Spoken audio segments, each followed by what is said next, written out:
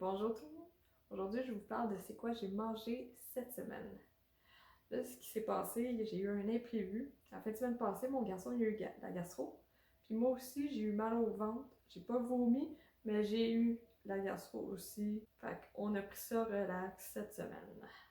Qu'est-ce qu'on a mangé? Puis qu'est-ce que j'ai fait par rapport à la cuisine? J'ai quand même cuisiné. Vous savoir ce qui m'a aidé, c'est vendredi passé, ça donne, j'avais une journée relax. C'était dans son début d'être malade, mais il y avait de l'énergie quand même, mon garçon. Alors, j'ai cuisiné cette journée-là. J'ai fait de la cuisine vendredi. Puis, sauf quoi, une chance, je l'ai faite parce que dans la fin de semaine, ça me tentait pas. Puis lui, il était encore plus malade. Fait tu sais, c'était pas le temps de faire de la cuisine dans la fin de semaine, ça nous tentait pas. On avait assez de job demain. D'un coup, je sentais que ma digestion était bizarre. J'ai fait, je mange léger. Je vais manger léger, je vais me reposer, on prend ça relax, je vais faire des siestes s'il le faut. Je n'avais besoin, j'étais fatiguée. J'ai vraiment senti l'indigestion et la fatigue. Ça, c'était mes deux gros symptômes.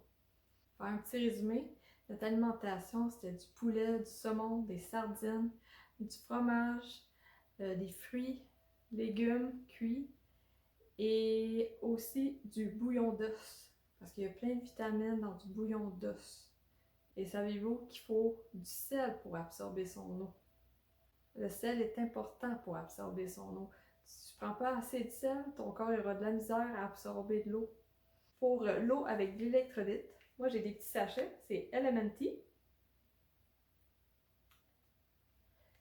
Et avec ça, je sais que je vais être bien hydratée. Et mon garçon, je lui en donnais aussi dans son eau. Là, je donnais peut-être un quart du sachet, puis le reste c'était pour moi. Et ça résume notre alimentation pendant qu'on a été malade. Personnellement, j'ai vraiment senti qu'on était mieux équipé pour se guérir. Ce qui est le fun quand on est plus conscient de ce qu'on mange, c'est que là, j'ai fait une base de c'est quoi qui passe pour ce qui est de l'alimentation.